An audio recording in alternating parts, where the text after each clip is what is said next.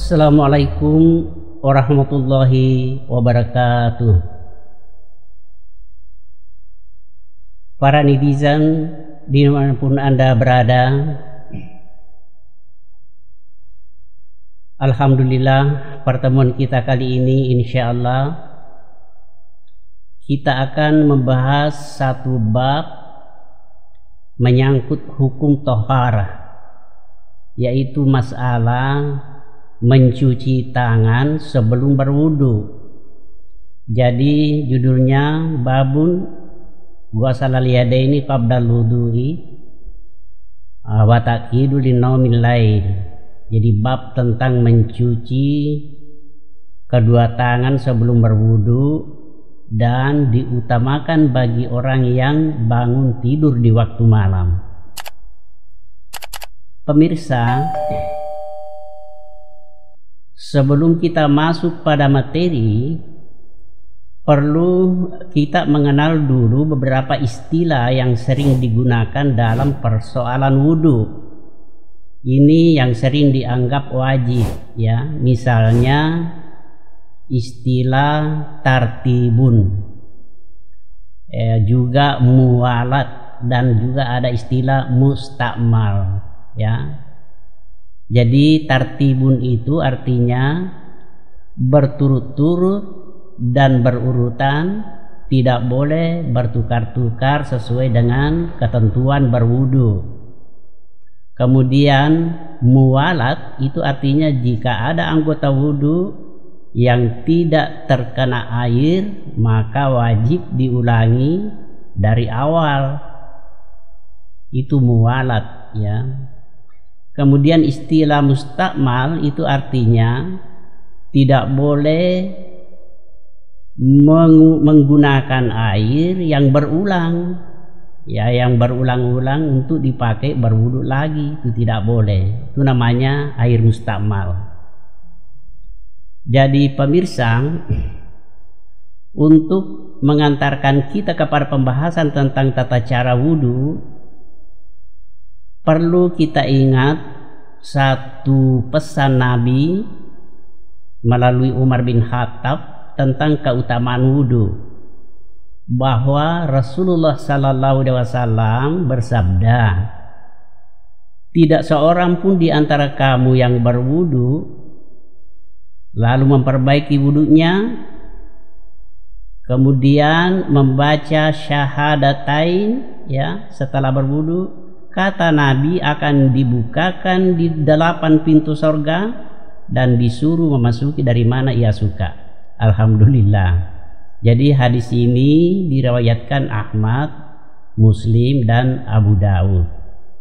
Nah, bagaimana berwudu yang baik menurut hadis ini? Ini pertanyaan. Dan bagaimana pula hal tentang mencuci tangan sebelum berwudu? Apakah ini termasuk sunnah atau wajib? Ya. Nah, di sini perlu kejelasan, ya. Sehubungan hal ini maka ada 3 hadis yang saya sudah tulis yang masing-masing saling mendukung satu sama lain. Salah satu hadis yang saya kutip dari Aus bin Aus At-Syaqafiyah bunyinya begini: Ra'aitu Rasulullah sallallahu alaihi wasallam tawadda'a fastaukafa salasan ay ghasala kaffaihi. Jadi katanya, aku melihat Nabi berwudu, pertama-tama ia lakukan meneteskan air pada kedua tangannya lalu mencuci 3 kali. Hadis riwayat Ahmad An-Nasai. Pemirsa dimanapun Anda berada, yang perlu kita pikirkan bahwa di zaman Rasulullah Sallallahu Alaihi Wasallam hampir semua orang Muslim itu menggunakan bejana. Kalau kita sekarang timbah, ya. Sehingga Nabi mencontohkan tata caranya bagaimana menggunakan bejana, yaitu beliau memiringkan bejana, mencuci tangan 3 kali, sesudah itu baru beliau memulai wudunya, yaitu membasuh tangan sambil membaca bismillah. Ya. Pemirsa, kemudian pertanyaan yang muncul, apakah tata cara seperti ini masih boleh dilakukan bagi orang yang berwudu menggunakan kerang, ya? Seperti yang sekarang banyak kita gunakan baik di masjid, di rumah dan sebagainya, ya. Sebab kenapa dalam lafaz hadis dikatakan la yudkhilu yadahu fil anai hatta yaghsilaha salasa marratin. Jangan memasukkan tangan ke dalam bejana sebelum mencuci tangan 3 kali. Nah, lalu bagaimana jika menggunakan kerang? Ini pertanyaannya, ya. Pemirsa, sebenarnya inti dari permasalahan ini bukan persoalan bejana, bukan persoalan tempat air atau istilah kita timba, ya. Tetapi di sini yang menjadi pokok persoalan yaitu masalah keraguan terhadap najis, ya. Karena di dalam lafaz, di satu lafaz dikatakan pula kamu tidak tahu di mana engkau meletakkan tanganmu ketika tidur, ya. Nah, maksudnya dikhawatirkan jangan sampai tidak disadari tangan telah bersentuhan dengan najis, begitu. Jadi lantaran keraguan tersebut maka sarana apapun yang kita gunakan disunatkan mencuci tangan sebelum berwudu. Artinya mencuci tangan yang dimaksud itu belum termasuk daripada bilangan wudu. Jadi pemirsa dimanapun Anda berada, mudah-mudahan dapat dipahami, ya. Nah, satu hal yang perlu diketahui bahwa ini berkaitan dengan bejana, bahwa bagi orang yang berwudu menggunakan bejana atau timba boleh memasukkan tangan ke dalam bejana mengambil air, ya, boleh dilakukan secara berturut-turut sampai selesai. Dan ingat, cara seperti itu bukan termasuk air mustakmal, ya, seperti yang dijelaskan tadi di awal. Yang dimaksud air mustakmal yaitu sisa air wudu yang jatuh di tempat air, misalnya di baskom, lalu dipakai untuk berwudu lagi. Nah, maka hal itu yang tidak boleh dilakukan. Tetapi jika tangan yang dimasukkan kembali ke dalam bejana mengambil air wudu, itu tidak termasuk mustakmal. Pemirsa, kembali kepada hukum tentang mencuci tangan tadi, ya.